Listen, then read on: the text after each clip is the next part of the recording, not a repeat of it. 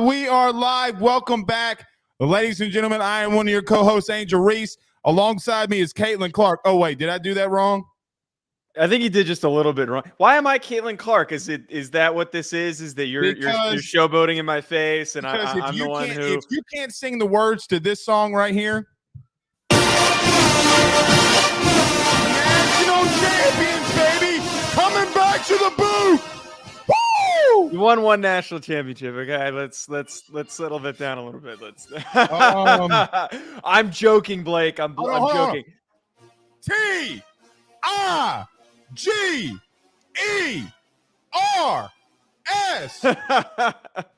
Tigers! Hey, I mean, again, big congratulations to you guys. It's massive that you guys won. I didn't think that it was going to be that much of a blowout. I don't follow women's basketball really, but I thought that with the way that Caitlin Clark put a stomping on South Carolina, that maybe that she would come back and do the same thing against LSU, but LSU better team. Congrats to you guys. So LSU has not been that good all year. They play otherworldly. You know what's interesting, Joe? All joking aside, my name's Blake Ruffino. Alongside me is Joe DeLeone here on the Ruffino and Joe Show. What's interesting, so the ESPN published the stats today. The game was on ABC. Did you know that 9.9 million people were tuned in to that game last night? Do you know what games it beat? It beat last year's football. It beat Ohio State and Michigan. It beat LSU and Alabama in overtime. The only games that it did not beat last year was Georgia and Ohio State and Georgia and TCU. So when you're talking about college athletics and then the pros, they've outdrawn. College athletics is taking that next step. You want to know why? I think this is a good thing about the portal. That's a different topic for a different day that we'll talk on, but I do think that that's interesting. Also, we're going to talk about these people tonight. Did you know that USC and Oregon both received a viewership increase this past season by 2 times? 2 times. Yeah. What's interesting about that, I think, is because teams are getting a lot better. And you want to see outright big-time matchups happening. So congratulations to women. You know who won yesterday, Joe? Women's basketball. That's who won. Absolutely. And I don't know what the exact increase was from the last few years, but it was just all UConn, it seems like, for the history of women's college basketball the last decade. And you're absolutely right. The transfer portal sets us up for more things like this, a lot more parity in any of the sports. And it's massive to see that a women's basketball game is drawing more attention than any crap that's happening right now in the NBA. College sports, I'll continually say it, college sports is infinitely more entertaining than professional, except maybe outside the NFL. You don't get the same level of drama. You just don't. I 1,000 agree with that. It's an increase. The peak. Here's the interesting thing. Mm-hmm. The peak last night or yesterday for women's athletics or women's basketball championship, 12.6 million people. That would have topped every sporting event outside of this little thing called the Super Bowl. Nevertheless, it's big. So if you want to listen about an LSU show, you can listen to AYS at 7 o'clock. We'll do that. But tonight, Joe, we're going to talk about USC. We're also going to go all the way, and we're going to go West Coast all episode. I know that you love that so much because you love USC and Oregon. But we're also going to bring on guest Zach Neel. He's going to be joining us. We're going to talk some USC and Oregon. I guess quick thoughts before we get to the break about these two teams before we dive into it. No, I'm excited to have on Zach Neel, who is a host of Believe in Ducks show on the Believe Network, and he's also works for the Ducks Wire. Younger personality in the coverage space, but I think he does a lot of great work. Not enough people really know who he is or not enough people give him enough recognition for, I think, of how great of a pundit for Oregon is. So excited to dive into that because Oregon has a lot of potential this upcoming season to really do some damage in the Pac-12.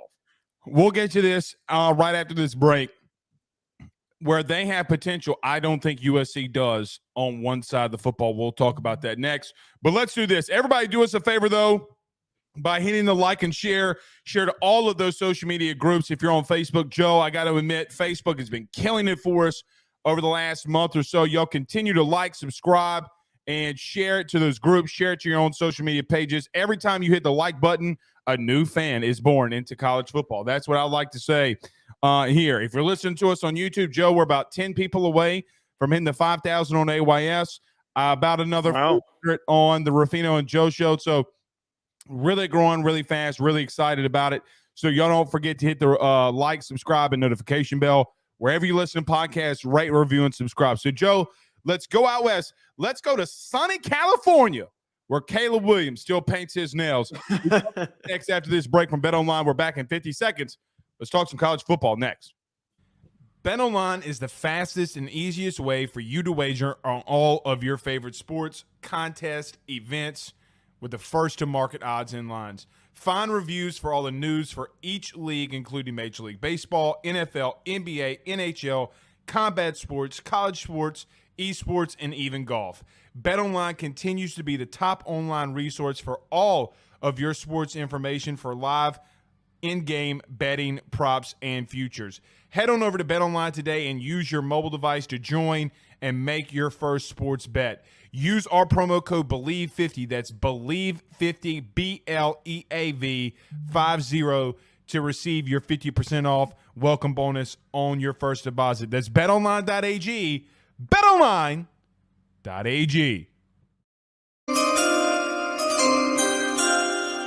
So we've done away with the Texas sound.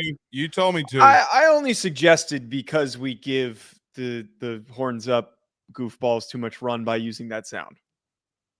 Horns down. Every show. Let me say this before we get rolling into this. Saturday, I told you before this blew up that this was coming about Will Levis. Your boy wasn't wrong, because now Ian Rappaport this morning and today is reporting the same thing that we had reported on Saturday. Let me clarify one thing. Yeah. I said top 5 pick. What I should have said was a top 10 pick. But I think realistically, though, I don't think it's happening in the top 5. Okay. So if they need a quarterback outside of Carolina, everything's on the table. I think that everybody knows that they're going with CJ Stroud, which as a Saints fan makes me feel a lot better. I don't want to see Bryce Young anymore. Okay. Will Levis, I'm just going to tell you, is here's where he's beating Bryce Young. You ready? The interview room. That is 1,000% where Levis is winning in the interview room, you're saying. Not winning. He's LSU versus Iowa dominating. That's how much I'm hearing that he's separating himself. So just to clarify on the news that we talked about last Saturday, y'all can go listen to that show after this. Joe, let's start off with this. So we're going to talk about USC and Oregon in just a minute. But you had an interesting thing that was going on with USC and a recruit that I want you to get to, but I also want to break down USC as well. So go ahead and get to the recruit. And I think what we're going to do here is show the changes that Lincoln, like we've poo-pooed on Lincoln Riley a lot on this show. At least I have. And we will continue to poo-poo on Lincoln Riley on this show. Well, I don't necessarily disagree with that. What I will say is that they are getting better from what they were. Okay. I don't think that you can say that they're not getting better from the Clay Helton era. But what's this interesting thing that you have about the recruit and what's going on there before we start breaking down some USC? So the headline, what spurred the discussion of talking about USC, is that they signed the last remaining top recruit in the 2023 recruiting cycle. If you happen to miss it over the weekend, Deuce Robinson, who was the #1 tight end recruit, is considered to be one of the most talented tight end recruits to come out in the past decade. He is an extremely, extremely explosive athlete. Very good football player. I implore anyone to go check out his highlights because he's really, really fun to watch. He was testing the waters for the MLB. He wanted to see if that was a possibility. It seems like the feedback was not positive enough, so he decided he wants to play college football, and he picked USC, which was a little bit of the expected outcome here. Mm-hmm. What I get from this and my takeaways from this is that this doesn't really mean anything for me for USC. It's great that they added the kid, and the kid's very, very, very talented, and it's going to be another big explosive first-round pick that comes out of USC's offense. Oh, you really think you could be a first-round pick as a tight end? He's got all the tools, and I think that plus athletes and tight end too now. Right. As long as your head's on straight, if you have all the tools and you're a plus athlete, it's not hard to become a first round pick as a tight end. It's very hard to put together kids like Deuce Robinson. But where I'm like, this doesn't mean anything for me is that USC, and I have continued to harp on this, doesn't recruit outside of offensive weapons and quarterback. Like I don't care. I want more of a commitment to the defensive side of the football. And until you show a commitment to the defensive side of the ball in your recruiting, I know they got some guys in the portal, they're going to continue to do the same crap that they did last year. This is Oklahoma West. Stinkin' Riley's not winning any more games than he did last year against teams like Oregon, who bolstered their defense. And then when they jump to the Big Ten, they're going to continue to get beat by teams that actually have really good defenses, like Michigan, like Ohio State, like Iowa, all Wisconsin. It is going to be tough sledding for them if they can't figure that stuff out. All right. So I agree with so let me preface my thought about USC. So I'm glad that they're getting recruits. I think here's my opinion. When USC is good, that means that college football is going to be good as well. I don't think that, and Joe, I know that you don't like USC as much as I don't really like Texas. Like your Texas is, or your USC is my Texas, I guess I should say, or Alabama, whichever one, doesn't matter. Pick one, flip a coin. I agree with you, but also disagree with you, okay? I agree that defensively they have to get better. Lincoln has taken the same blueprint that he had at Oklahoma and implanting it at USC. Here's the difference for me. I think Lincoln Riley learned something. You ready? He is beefing up front, not on just the offensive line, but defensive line. They went and got Ethan White from Florida. They went and got Michael Torquin from Florida, both interior and interior offensive lineman and tackle. Anthony Lucas is a guy that when he went to the portal, I really wanted LSU to go after. He goes to USC, but it's not enough. They did have a really good recruiting class, but the two headliners of their class, Zachariah Branch, who could play corner or wide receiver, doesn't really matter, and Malachi Nelson, who's going to be a really damn good quarterback. Here's the problem that I have with USC and will continue to have with Lincoln Riley in general. Joe, here's the stats. They were 106 in total defense, 109th on third down defense, and you know how massive I look at that stat on third down. Here's where it's incredulous to me. It's not as if USC was playing juggernaut offenses. Utah might be the best offense you played, and they are not an explosive offense. Besides Dalton Kincaid, find me one guy on there that's getting drafted earlier than the third round. It's not happening. Utah doesn't have any athletes, to your point. They're not facing anyone explosive. I think UCLA does have some guys that could possibly sneak in. Okay, but Charbonnet is a good football player. Charbonnet is you're right. But regardless of that, UCLA still scored a crap load and had a crap load of yards on them. Joe, this is where Alex Grinch not only deserves to be fired, where he should have been fired. At Oklahoma, I can understand it to some extent. Here's why. Because they don't have the in-state recruiting that some states have. But he goes to California. He goes to the portal. Joe, they were 80th in rush defense, 112th in passing yards allowed in a system where a lot of the great teams that you're playing don't throw the football. Tulane was a great example of what we will call an underperforming type of school majority of the time, and a mid-major taking it to USC. Joe, if they don't get better defensively, it doesn't matter who paints their nails at USC. They're not winning a damn thing. And if they think that they're going to get them playoff with that defense, they might. You know what, Joe? They might, because their offense is going to be so explosive, might be able to outscore everybody to get to a playoff. But once they get in, once everything has been written, this year and next, they are going to get absolutely slaughtered. You know what? The last time that they went to a playoff game with these almost exact same statistics, you want to know the team that they played in the playoff was Joe Burrow and that LSU team. Then you can turn a couple years before that with Baker Mayfield in the game. Georgia, of all teams, Georgia with Jake from State Farm. Okay, Jake from State Farm literally was lighting them up to play, and then they would go on to play for as a freshman. Yes. I just don't get the hype behind Lincoln Riley when he allows this bad of defense. I don't get it. That's the step further that I take this. So, like, my opening statement here is they're going to go play in the Big Ten, and they've got one more year in the Pac-12. Good luck.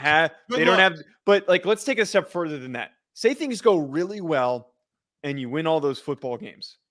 You have to build a team to compete with SEC teams if you want to win a national championship. Plain and simple. That's the only way that you win a national championship. Forget about winning your conference. That's all fine and dandy if you do, but you need to be able to compete in the playoff, as you just said, against teams like LSU and Georgia when you face them. And they have both instances for when he was at Oklahoma were slaughtered, completely slaughtered. And he, in those instances, did not recruit defensive talent effectively. Most of those defensive players, very few of them went on to be high draft picks. Very few of them were highly recruited kids. And he's doing the same damn thing at USC. I don't understand why that isn't a massive red flag. That needs to be brought up as a red flag. It's not going to just get fixed with Alex Grinch, who's already a bad defensive coordinator. It's not just going to get quickly resolved. This requires efforts to go and get those 5-star defensive backs, those 5-star linebackers, those 5-star defensive linemen. My biggest issue, and I've also brought this up, is that you talked about how they have all these recruits in their backyard. Mateo Uiagalelei decided to go to Oregon, and he goes to school an hour away from you. That's a red flag. Why isn't he picking your school? It's nearby. That's a problem. They're not going to fix anything if they don't get those kids. Yeah, and then I know this wasn't under Lincoln Riley, but who was the kid? The Thibodeau kid, right? Like, he went to Oregon. And he was in LA. He's from Los Angeles. Right. You have to. And Pete Carroll showed us this with Orgeron, with Kiffin, with Sarkisian. Who name the coach that was under Pete Carroll in those years? This doesn't change no matter the year. You got to lock down your region. You got to lock down LA. Joe, in this past class, they got 10 kids from California. It needs to be 15 at minimum. At minimum. Has to be at least 15, okay? Yeah. And then, look, I'm cool with you getting a 5-star wide receiver. I'm cool with you getting a transcendent quarterback that could be in Malachi Nelson. I'm okay with that. You got to win. You win with offensive pieces. Let's not debate that, because the facts are that you need pieces offensively to win. But when you don't get the big beef up front, when you don't go out and get that Angus beef, Pauls, you're going to lose. And the big thing that all these teams get confused with, okay, the only team outside the SEC that doesn't that I guess just kind of understands this, maybe two, and we're going to talk about one of them in just a minute. Ohio State understands that you got to win up front. Michigan understands that you got to win up front. And now Oregon, with Dan Lanning, who was in the SEC, understands you got to win up front. Joe, they're not winning those battles. The simple fact that they're 80th in rush defense in the Pac-12 when you could have won your conference, Joe, it could have been with the talent that they're supposed to have and the conference that they're in. Being 80th in run defense is not only bad, it's horrendous. Now, the excuse is going to be, well, it's year one and all this. But like I got to stay consistent here. Like Lincoln, like Brian Kelly, like other coaches that have come in. Yeah. At this exact moment, Joe, I don't want to hear that you're staying the exact same from one year to the next when a new coach comes in at a massive program like a Notre Dame, like a USC, like an LSU, whatever the school may be, because now you can go portaling. Do you mean to tell me that there wasn't enough defensive players in the portal last year that you couldn't have gone and got gone and to get? I don't believe that, because, Joe, the truth is, if you want to say defensive lineman, okay, maybe you're right there. But you know what? 112th in pass defense is inexcusable when a third of the kids that went in the portal were DBs. It is inexcusable when you don't have the L5 scholarship limit met yet, and you can go get as many kids as you want. I'm not putting all of my chips in on USC. Let me play a little devil's advocate, though. You ready? Yes. If Lincoln Riley grows a set of balls and fires Alex Grinch, and he does well on the next hot DC hire, I will tell you this: watch out. The thing that intrigues me the most is if it's like, in a sense, it's like Kirby in a way. When Kirby kind of let the reins go offensively a little bit, look what happened. Okay? When he listened to Todd Monken, what happened? They're back-to-back national title winners. They're beating the dog snot out of Oregon. He's got to let Alex Grinch go. Jim Leonard would have gone to USC if you paid him the right money. Yeah. And Jim Leonard not only runs circles around Alex Grinch, when he's running the circles, he's giving them the buzz cut that he loves so much. If I'm a USC fan, which I don't know if there's really that many that's barking things like this, I would be outside of football ops picketing to fire Alex Grinch. He's that bad, Joe. He is that bad of a defensive coordinator. The simple fact that he's still employed is incredulous. I just don't understand what if he didn't fire him after last year for how it was terrible. It was terrible. You just pointed out all the stats. If he didn't fire him after last year and then what we knew from his past at Oklahoma, what is going to constitute his firing this upcoming season? Because it's going to take realistically, they're going to improve statistically slightly based on the kids that they did add in the portal.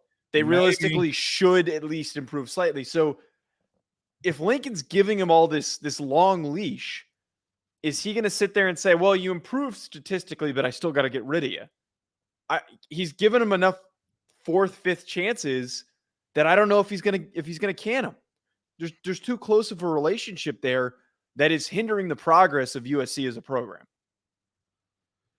I don't know. I remember Lincoln Riley's opening press conference, and he talked about Alex Grinch, and Alex Grinch, they were third in the nation in sacks. Mm-hmm. No, he didn't put that together. Jamar Cain did. My whole point in all of this is, you can have any quarterback on God's given earth, and look, with it being said, I don't think it is a hot take to say that Lincoln Riley is the best quarterback developer that we have in college football. You know how I know that? Because when Jalen Hurts wanted to leave Alabama, he wanted to go with Loxley to Maryland. Mm-hmm. Saban obviously stopped that and told him, listen, you need to go to Oklahoma because that guy is the best at developing quarterbacks. When you have the GOAT saying that, you know what Lincoln Riley can do. My point with Lincoln would always be, it doesn't matter what quarterback you have. It doesn't matter that LSU had Burrow. It doesn't matter that Alabama had Bryce. It doesn't matter that Ohio State had Stroud. Like, none of that matters if you can't stop anybody. And they didn't. The thing that I think turns me off so much from USC and Lincoln Riley is Lincoln never said anything about Caleb Williams' nails.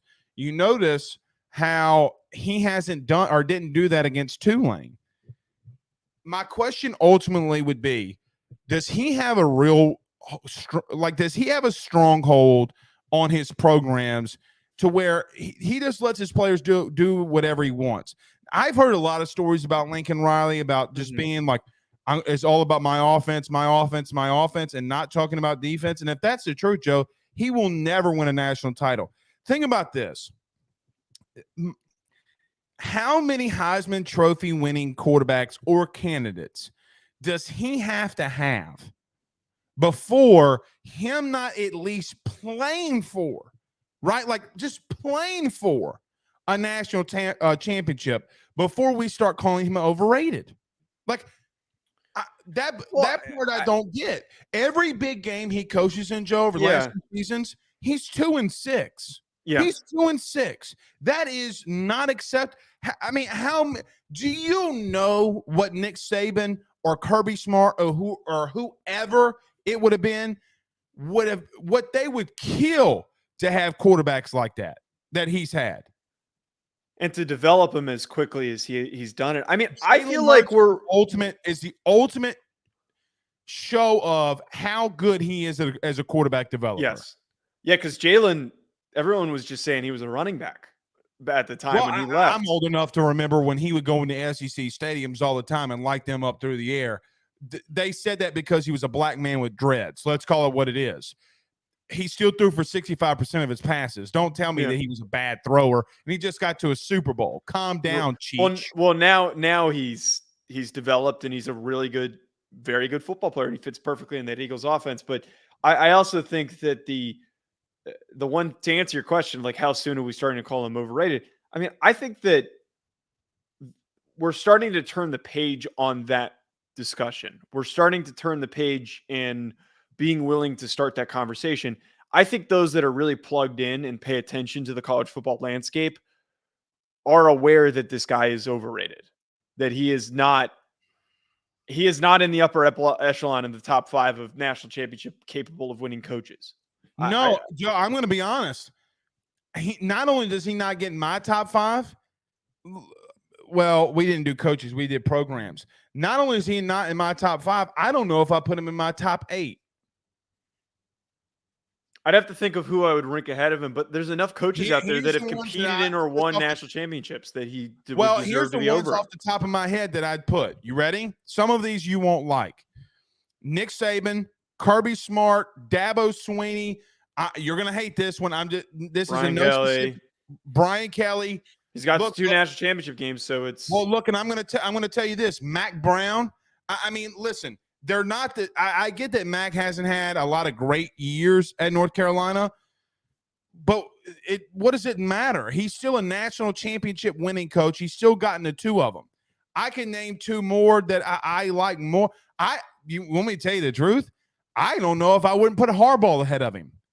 I mean, Harbaugh has had more success at 2 programs than what Lincoln has had so far. He still yet to win a national championship is where I'm a little wary to. But he did it at Stanford, Joe. He did it with the damn tree. Okay, so I would even put Harbaugh in that discussion.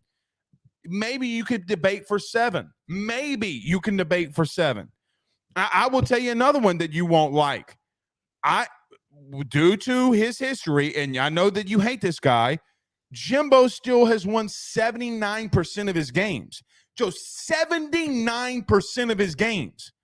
Lincoln Riley's like at 84, but it doesn't. Well, he's also won a national championship game too, so which is why you have to give him a little bit more credit than Lincoln. You're damn right. And you know what Jimbo doesn't do? What Jimbo doesn't get credit for? Dude, look at the games against LSU, Alabama. I don't remember the last time if they played Georgia. You know what what doesn't happen to them? They don't get blown out. Now, the thing for me, and we're about to transition into this. Yeah. The biggest, and I'm talking about the biggest hurdle that Lincoln Riley has goes up north into Oregon. Because on a spooky Halloween night in Eugene, anything can happen. Buddy, I'm going to tell you this. If Dan Lanning wins the Pac-12 in year 2 and gets to a playoff before Lincoln Riley gets to 1, watch my reaction then. I'm going to get blocked by every USC fan known to man. I can't wait for that day Lindell White is going to ban me. Oh, it's definitely going to happen. I can't wait for that to happen because we would both be in that same boat of pushing against USC. But I think we are equally Oregon supporters. I think that right. Well, no, it's not so much hate Oregon. It's just I'm saying that you and I both speak very positive of Oregon on this show. I don't think we've spoken negatively once on this show. Yeah, because of their head coach. He actually knows what the hell he's doing defensively. And you know what he does? You know what Dan does? I don't know the offensive side of play calling. Let me get out of the way. And he hired Kenny Dillingham, who's now head coach, and then the guy he pulled from UTSA is another up and coming bright mind in No the doubt. offensive sphere. So, and Zachary Neel is going to be joining us really soon to talk to us about Oregon and their outlook for 2023. All right, so let's do this. Let's talk about our good friends over at BetOnline. That's betonline.ag. Guys, we're back in 51 seconds. Zachary Neel joins us next.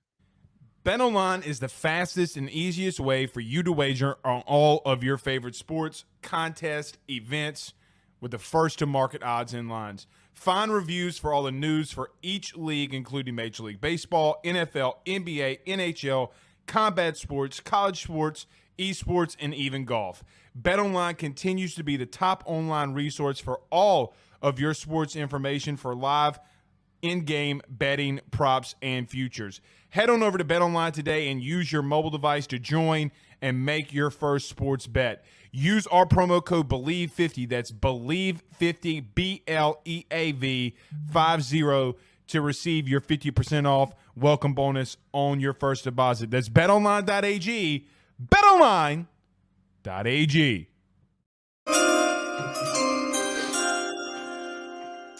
All right, now joining us on the show, we've got Zachary Neel of Ducks Wire of USA Today, and also the host of Going Long, the Oregon Ducks podcast on the Believe Network. Zach, we really appreciate you coming on the show. We're doing a little bit of a week-by-week preview of the 2023 season for a lot of the bigger programs, so it's great to have you on to talk about expectations for the Ducks. Thanks, guys. Appreciate it. Yeah, I heard a little bit of the conversation before I came in, and I'm fired up to join this one. So, Zach, let's start off with the most pressing question. You ready? Yes. Is Bo Nix going to win a Heisman? Hell no, I mean, he ain't going to win a Heisman. Don't you say he's going to win. No, I'm just joking. So let me ask you smart this. money would say no. Yes, the smart money would say no. All right, so let's talk about this. You do have a new offensive coordinator. Let's start here. Let's start on the offense as we get into all of this. Look, last year Oregon, I think, did surprise some people. They got blown out by Georgia, but in the game one. But look, first game under Dan Lanning. I mean, what did you really expect? Did you really expect to beat them? I don't really think the national champions were going to play around with anybody. But Bo Nix, Dan Lanning, this team, they still fought. They still emerged. They still had some really good games. You do lose your offensive coordinator, but Will Stein, a guy that was at Louisville, he's a really young guy, really good offense and young offensive coordinator. I guess through this spring and through this team, what have you seen so far that you like from the offensive side with the Ducks? We really haven't seen too much yet. I mean, so Oregon, they had 2 spring practices, and then they went on spring break. They actually resumed spring practice tomorrow. So we'll get more of a chance to see over this next few weeks what this offense looks like. But on paper, it looks like they should be better. Well, I don't know if I should say better, but they should be pretty good. You got Bo Nix coming back for another year. Obviously, a lot of people think that he's going to be as good as Leo was last year, if not a little bit better. I think that, there's some people that say maybe he could regress a little bit, and last year was an outlier season. I don't know. We need to see him a little bit more because he had a lot working for him last year. Like you said, Kenny Dillingham, who he knew from Auburn, he had a really, really veteran offensive line with actually 4 of those starting offensive linemen are gone now. So you got a pretty much remade offensive line, a new offensive line coach, new offensive coordinator. A lot of people are saying, he's a Heisman favorite. Yes, he is. Is he going to win the Heisman? I don't know. I just need to see what he can do with this new offense so far. But they've got the pieces around him. They've got a really talented offensive line that we haven't seen what they look like yet. Really talented pieces. They've got a great running back room, great receiver room. I think offensively they're going to be pretty good. But just like last year, the defense is going to be what carries this team. And if they can't stand up like they didn't last year, it could be, a relatively disappointing season if you consider the high expectations. Disappointing is in 2 to 3 losses, not 6 losses. So you, as a former Rhody Ram football player, I have to ask about this to get this out of the way. You guys pulled the Johnny Cornelius from the portal, who was the top offensive tackle recruit that was available out there. Very talented kid, very athletic. I think he's a little raw, but in your opinion, how impactful do you think that addition of a Johnny Cornelius to play that potentially right tackle spot for the Ducks next season? I think it's huge. I mean, I talked to a couple people in the program that said that his presence in the locker room was so massive before they even got on the field and saw his talent. just that he's really a grown up and has some experience in that locker room, and is really, because it's a relatively young team. I mean, you look at the other side of the ball, or other side of the offensive line. Former 5-star offensive tackle Josh Connolly, who was the number 1 offensive tackle in the 2022 class. He's projected to be the left tackle. And if you've got a Johnny over at right tackle, he can kind of help him along a little bit. Obviously, he doesn't have that experience at the Power 5 level, but he knows how to play football. He's been in locker rooms before. He can kind of really be a leader of that group. And like I said, you got a new offensive line coach, because Adrian Klim, who was the offensive line coach, went to the NFL with the New England Patriots. So they brought a young guy in too, for the new offensive line coach. So a lot of moving pieces, but like I said, they've got the talent to be really good. We just need to kind of see them put it together. Zachary Neel joining us. Zach or Zachary? What would you, or does either one? Zach Okay. is fine. All right, I'm just too southern and too slow to say the full name. Zach, I'll put that on me. So Zach, you bring in an interesting dude, a guy that I think that us in the Southeastern Conference have followed for a long time, and Jordan Burch. Yeah. How massive is that for Oregon just in general? Okay, like you have a talent that more than, and I know Joe's going to hate me for saying this, but he will be a top 10 NFL draft talent. What's the impact of Dan Lanning being able to recruit and get a guy like that out of the portal? It's huge. One, I mean, so there's the on-field impact, and then kind of what it says in the recruiting world as well. But I'll start with the on-field. This is, I mean, obviously the biggest transfer portal player they landed this year, just because you look at where it comes on the field.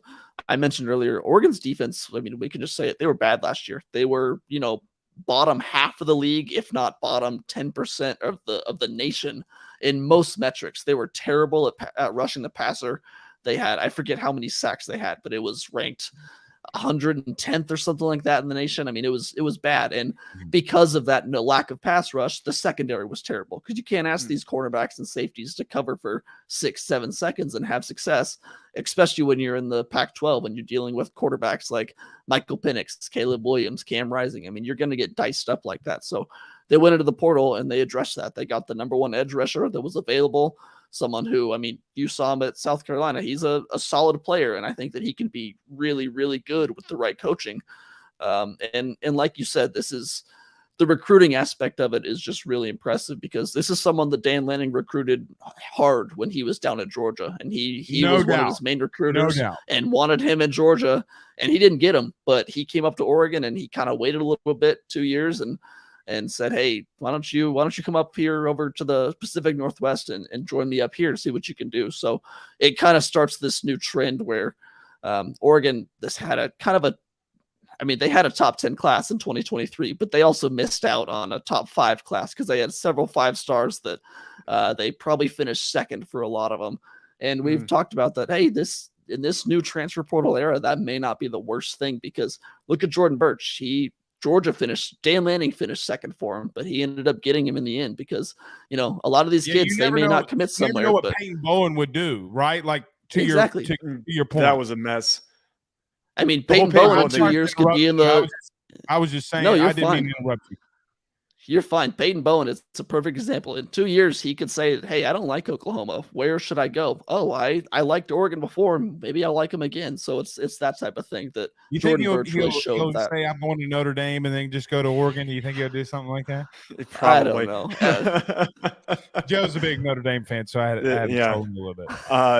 Which is, it still stings, and I was upset when he picked Oregon, but weird to know that he's going to Oklahoma now. But speaking of defensive backs for the Ducks, though, you're losing Christian Gonzalez, who was one of the best corners in the country and in the conference last year. He's going to be, I believe, at least a top 20 pick at the bare minimum in this draft class. Yeah.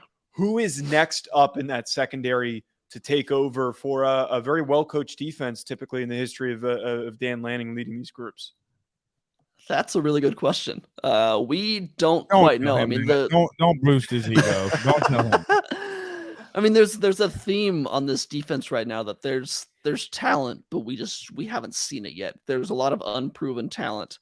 Triquez Bridges was the other starting cornerback alongside Christian Gonzalez last year. He's probably going to be, the lockdown corner this year, but he definitely needs to improve if he's going to be that, cornerback one and that lockdown defender. There's a couple guys on the roster that were former 5-stars that were really good prospects coming up, but we haven't seen it on the field yet. They haven't really popped yet. They got Kyrie Jackson, a cornerback transfer from Alabama. Hopefully he can be someone that steps up for them. But, like I said, we're going to learn over these next few weeks of spring ball who really steps up and who can have that impact, because they definitely have some holes to fill in that defense. And cornerback is maybe number one, because you lose a guy like Christian Gonzalez. I mean, he was an electric player and he was a fantastic cornerback. So losing him really hurt. So a guy that I kind of really watched a lot was Tysheem Johnson. Okay, the guy coming in, played at Ole Miss and probably was one of their better athletes that he had back there. Do you see a trend in the Pac? I don't know how to ask this without being rude, okay? And I don't take this the wrong way. But we just got done talking about USC. USC went into the portal and got five of their top transfer portal guys coming from the SEC. Oregon's not that far off.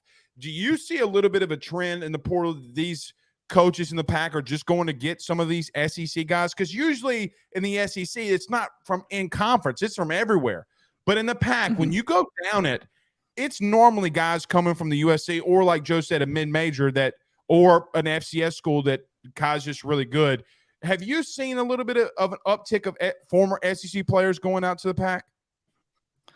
I think, yeah, it's a nice trend that's started to build. I don't know that coaches look in the portal and say, hey, if they played SEC ball, we're going to get them. They're going to try and find someone that fits their scheme. But, I mean, right. Dan Lanning is going to – Well, no, I mean, when you talk about the top 7 transfer portal guys outside of the guys from Colorado, I'm taking them out for just a minute. 7 of the top 10 came from the SEC. It's why I'm asking, seriously. It's a fair question. Yeah. Well, you look at some of the top players, and I think it is kind of coincidence. Well, not coincidence that they came from the SEC, but let's be real. That's where the best players play. And so Dan Lanning spent years down the SEC at Georgia and Alabama. He knows the type of players that he's getting, and he's recruited those players. And now that he's able to bring them out of the SEC, bring them to the Pac-12, I'm not surprised that he's gotten several SEC players. I mean, Bo Nix as well from Auburn last year. So yeah, right. I'm not surprised that it's happened that way. I think that maybe it's a trend that we see going forward. Maybe SEC players, it's not that they don't have success with those teams and they want new places, but I don't know. It's going to be something to watch going forward. No, Ole Miss's secondary just absolutely sucked, and that kid needed to get out of there so he could actually get drafted. One more for me, and then I'll kick it over to Joe. Okay. In reference to Oregon, is this the year that you think that they can make the playoff? I know it's a very a loaded question. I know you say you got to find out a lot about the guys that you're getting you're replacing. Outside of Washington, so just FYI, Zach, I am a Michael Penix Jr. Stan account. If you see it on AYS, I will back a lefty throwing quarterback all the live long day. Aaron Noland is a kid that's in this recruiting class that I'm in love with. I like him. Oh, I was never mind. I'm going to keep my mouth shut. Do you think that Oregon has the most potential coming out of the Pac right now? Can they dethrone Utah? They can, yes. I mean, I don't know that they have a better – if I was going to say would they make it this year or would they make it in a few years, I would say in a few years when you expand that playoff to 12 teams and you get the automatic Pac-12 champion in, that's when they have the best chance. But they absolutely can make it this year. I think that if they are able to stay healthy and if people play to the level that we expect them to, if Bo Nix does not regress a little bit, if the offense doesn't miss a beat going from Dillingham to Will Stein, if the offensive line, is as good as they can be and plays to the level that the talent is there and the offensive line coach is good, and if the defense can step up and have a pass rush and, defensively is going to win you the Pac-12 this year because, like you said, you've got Caleb Williams, you've got Michael Penix, you've got Cam Rising. I mean, there's going to be some of the best offenses in the nation this year in the Pac-12, and whoever can stop them or at least hold them under 40 points per game, that's who's going to win the Pac-12 this year. So everyone's kind of loading up on offense, but I think that I've liked what I've seen from Dan Lanning so far, trying to get a lot of defensive transfers and really bulk up that side of the ball, because that's what's going to separate you in this league. Everyone can score. I mean, if you want to go out and have 70 to 70 games, you can do that any weekend in the Pac-12. But if your defense can step up and actually get some stops, I think that's going to give you the most success.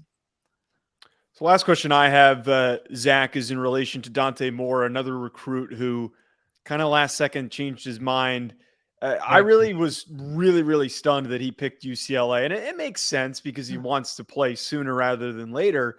It's a better opportunity for maybe he even to play as a true freshman. But was there that same sense of shock and maybe surprise that he chose not to go to Oregon? There was. It was definitely alleviated by the fact that Bo Nix announced, I think, 2 days later that he was returning for another year. But yeah, he was the highest rated quarterback recruit to ever, commit to the Ducks. Obviously didn't sign. Oh, wow. Yeah, there was Mariota? ideas. Oh, Mariota was like a 3-star. Justin Herbert was like a 3-star. Yeah. Damn. Yeah, they were nobody's. Damn, they missed on that one. I mean, the Ducks have never had a 5-star quarterback sign. I mean, the highest one is a high-end 4-star. So, was that Butterfield that was the high-end 4-star? It was Ty Thompson who's on it right now. Got it. So, yeah, Duck fans were definitely frustrated and hurt by that one, and I think rightfully so. I mean, you get one of arguably the top passer in the class committed to you, and then last second he goes to one of your rivals. That definitely hurts. And not even your rival, but the coach who used to be your coach, who left you for the NFL after having such success at Oregon. So yeah, there's a lot of kind of, I don't want to say bad feelings, but it's a little bit murky. I know that when Oregon plays UCLA, does Oregon play the UCLA this year? I forget. If they ever play them down the road, or if they met in the Pac-12 championship, that'd be a fun game to watch, because I know that there's some feelings about Dante Moore. I don't think Dante Moore will paint his fingernails, though. I lied. Last one for me. Yeah, I went there. Last one for me. Deion Sanders, prom. What's the feeling? Yeah. So you cover the Oregon every day. So what's the feeling around prom? I mean, is that a game now that you got to pay? Look. Everybody's saying, oh, well, they still really stink. They did stink last year. This isn't last year. You brought in 41 new kids. 41 new kids. That's a completely different team. When you look at them in the preseason and you look at them now, what's your thoughts about Colorado, and if Oregon did have to ultimately play them? They're exciting. They're definitely fun to watch, and I love all the storylines, and it kind of props up the Pac-12. But I don't think that they're going to compete for a Pac-12 title this year. I don't have many worries.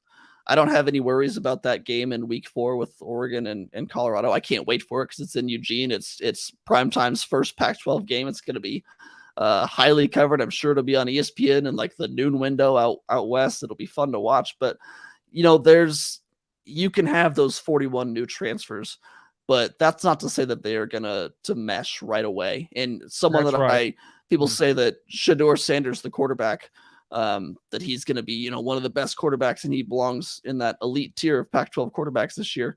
I don't think right away this year he does. I mean, you look at Cam Ward, the quarterback for Washington State, was an incredible player at Incarnate Ward the year before. And then he went to Washington State last year, and he had some flashes, but I mean, it took some time for him to get used to Power 5 football and playing in the Pac-12. And I think he'll be better this year, but I think we see something similar from Shedeur Sanders and a lot of the Colorado team. They've got great players, Travis Hunter, Cormani McLean. I can't wait to watch some of their pieces, but as an entire unit, I think it's going to maybe 2024 is when we see them start making some actual noise. But, I don't know that they have an incredibly long runway, because how long is Deion Sanders going to be there? I think 2025 at the longest, 2026 maybe. It's true. It's a good point. If he wins, let's just say hypothetically, let's say he has 6 wins year 1, 8 wins year 2, let's say 9 to 10 wins year 3, he's gone. And buddy, this is just me, just my opinion. If he goes 8 wins at Colorado year 2, I think he's gone then. He's gone. Absolutely. And I'm going to tell you something. As somebody who's lived in the South 33 years of my life, don't think that Mike Norvell won't get pushed out. I'm just listen. I mean, it's already been buzzing. They wanted to fire him and he won 9 games last year. That's how bad it's been. All right. Zach Neel's been our guest. Thank you so much for joining us. Zach, tell everybody where they can catch all your content, everything that you're doing, especially with Believe in Ducks.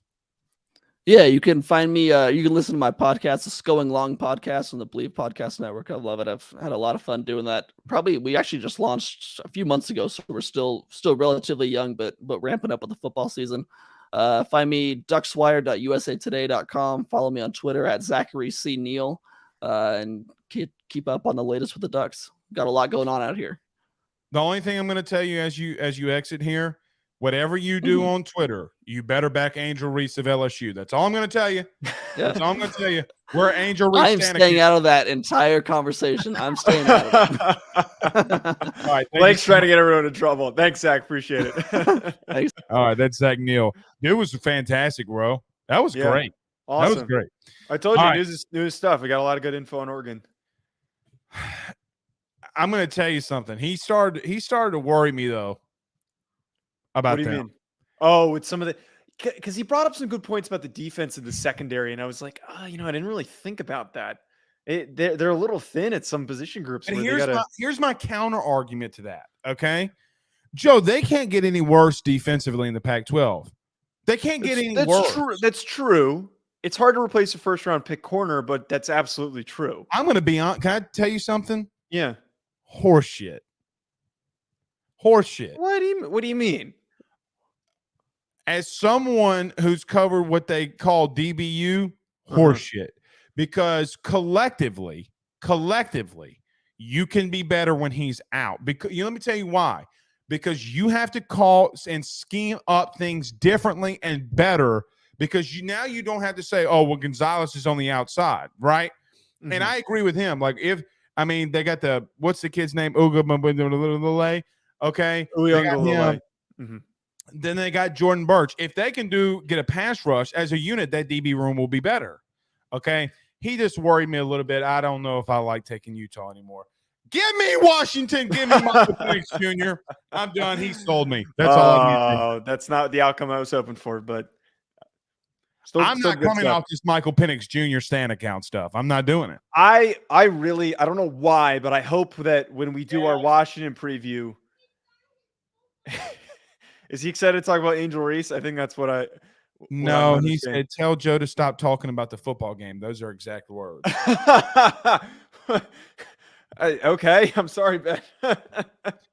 I guess it's a sign and a signal. Anyway, continue. No, I was just going to say that I hope that the Washington pundit we bring on gives you more cause for concern for Washington after you've been blindly optimistic for their future. Tell me a time that I've been wrong.